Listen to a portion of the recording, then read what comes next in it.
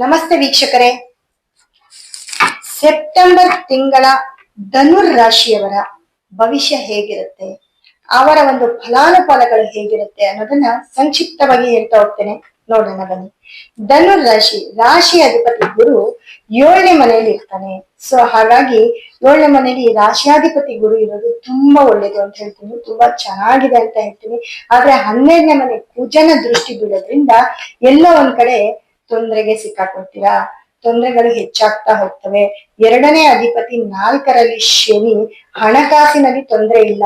Vehicle ತಗೊಳ್ಳೋದು, ಹಣಕಾಸು ಕಾರೋಬಾರ ಮಾಡೋದು ಇವೆಲ್ಲ ಕೂಡ ತುಂಬಾ ಚೆನ್ನಾಗಿರುತ್ತೆ.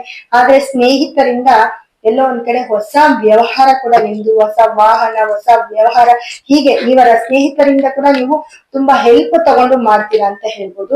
ಹಾಗೆ ಮಕ್ಕಳಿಂದ ಒಳ್ಳೆಯ ಸುದ್ದಿ, ಮಕ್ಕಳ ವಿಚಾರ ಅಂತ ಬಂದಾಗ ನಿಮ್ಗೆ ನೋಡಿ ಅತಿ ಹೆಚ್ಚು ಮಕ್ಕಳಿಂದ ಒಳ್ಳೆ ಸುದ್ದಿಯನ್ನ ಕೇಳ್ತೀರಾ. ಮಕ್ಕಳ ವಿದ್ಯಾಭ್ಯಾಸದ ಕಡೆ ಆಗಿರ್ಬೋದು, ಅವರ ಕೆಲ್ಸದ ಕಡೆ ಆಗಿರ್ಬೋದು, ಅಥವಾ ಪ್ರೋಗ್ರೆಸ್ ಆಗಿರ್ಬೋದು, ಎಲ್ಲದರಲ್ಲೂ ಮಕ್ಕಳ ಅಭಿವೃದ್ಧಿ ಅತಿ ಹೆಚ್ಚಾಗಿರುತ್ತೆ. ಆದ್ರೆ ಗಂಡ ಹೆಂಡತಿ ಅಂತ ಬಂದಾಗ ಗಂಡ ಹೆಂಡತಿಯ ಒಂದು ಬಾಂಧವ್ಯ, ಒಂದು ಒಡನಾಟ ತುಂಬಾ ಚೆನ್ನಾಗಿರುತ್ತೆ. ಗಂಡ ಹೆಂಡತಿ ತುಂಬಾ ಚೆನ್ನಾಗಿರ್ತೀರಾ ಅಂತ ಹೇಳ್ಬೋದು. ಹಾಗೆ ತಂದೆಯಿಂದ ಕೂಡ ಲಾಭ ಇರುತ್ತೆ. ತಂದೆಯಿಂದ ಲಾಭ ಅತಿ ಹೆಚ್ಚು ನೋಡ್ತೀರಾ. ಅಥವಾ ಗುರು ಹಿರಿಯರಿಂದ, ತಂದೆ ಸ್ಥಾನದಲ್ಲಿ ಯಾರಿದ್ರು ಅವ್ರ ಕಡೆಯಿಂದ ಏನಾದ್ರೂ ಕಿಂಚಿತ್ತಾದ್ರೂ ಲಾಭ ಬರುತ್ತೆ. ಅದರಲ್ಲಿ ನೀವು 17ನೇ ತಾರೀಕಿನ ನಂತರ, ಸೆಪ್ಟೆಂಬರ್ 17ನೇ ತಾರೀಕಿನ ನಂತರ ಅತಿ ಹೆಚ್ಚು ಲಾಭವನ್ನು ನೋಡ್ತೀರಾ ಅಂತ ಹೇಳ್ತೀನಿ. ಅಥವಾ ನಿಮ್ಗೆ ಏನಾದ್ರೂ ಗಿಫ್ಟ್ ಆದ್ರೂ ಸಿಗಬಹುದು, ಅಥವಾ ನಿಮ್ ತಂದೆಯವರು ಏನಾದ್ರೂ ನಿಮ್ಗೆ ಒಂದು ಒಳ್ಳೆಯ ಒಂದು ಗಿಫ್ಟ್ ಅನ್ನ ಕೊಡ್ಬೋದು, ಅಥವಾ ನಿಮ್ಗೆ ಒಳ್ಳೆಯ ಒಂದು ವಿಷಯವನ್ನ ಹೇಳ್ಬೋದು, ಅಥವಾ ನಿಮಗೋಸ್ಕರ ನಿಮ್ಗೊಂದು ಕಂಪನಿಯನ್ನ ಮಾಡ್ಕೊಡ್ಬೋದು.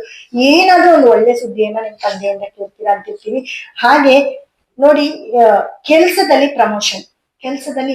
ತುಂಬಾ ಏಳಿಗೆಯನ್ನ ನೋಡ್ತೀರಾ. ಪ್ರಮೋಷನ್ ಸಿಕ್ಕೋದಾಗಿರ್ಬೋದು, ಕೆಲಸ ಸಿಕ್ಕೋದಾಗಿರ್ಬೋದು, ಅಥವಾ ಬೇರೆಯವ್ರಿಗೆ ಟ್ರಾನ್ಸ್ಫರ್ಮೇಶನ್ ಆಗಿರ್ಬೋದು, ಅಥವಾ ಕೆಲಸದಲ್ಲಿ ಗೌರವವನ್ನ ಸೂಚಿಸೋದಾಗಿರ್ಬೋದು, ಅಥವಾ ನಿಮ್ಗೆ ಏನಾದ್ರೂ ಅವಾರ್ಡ್ ಕೊಡೋದಾಗಿರ್ಬೋದು, ಇವೆಲ್ಲವೂ ಕೂಡ ಧನುರಾಶಿಯವರ ಒಂದು ಸೆಪ್ಟೆಂಬರ್ ತಿಂಗಳಲ್ಲಿ ನಡೆಯುತ್ತೆ.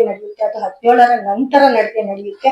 ಹಾಗೆ ಹೊಸ ಮನೆ ಮಾಡುವಂತ ಕಾನ್ಸೆಪ್ಟ್ ಇದ್ರೆ ಖಂಡಿತವಾಗ್ಲೂ ಹೊಸ ಮನೆ, ಹೊಸ ಜಾಗ, ಹೊಸ ಸೈಟು ಖರೀದಿ ಮಾಡೋದಿದ್ರೆ ಅದಕ್ಕೆ ಖಂಡಿತವಾಗ್ಲೂ ನೀವು ಅಡ್ವಾನ್ಸ್ ಅನ್ನ ಕೊಡ್ಬೋದು. ಹಾಗೆ ಹೊಸ ಮನೆಯ ಒಂದು ಶುಭ ಕಾರ್ಯವನ್ನು ಕೂಡ ನೀವು ಮಾಡ್ತೀರಾ ಅಂತ ಹೇಳ್ತೀನಿ. ಹಾಗೆ ಎಲ್ಲಾ ಕೆಲಸಗಳು ಕೂಡ ಧನುರಾಶಿಯವರಿಗೆ ಸೆಪ್ಟೆಂಬರ್ 17ರ ನಂತರ ಕೈಗೂಡ್ತಾ ಹೋಗ್ತದೆ.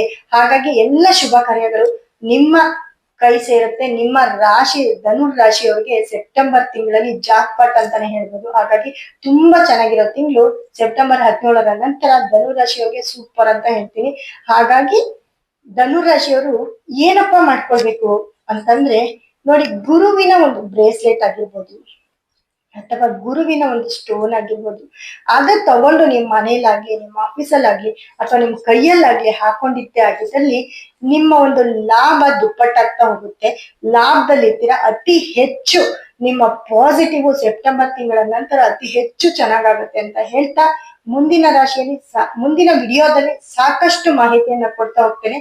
ಧನ್ಯವಾದ ವೀಕ್ಷಕರೇ.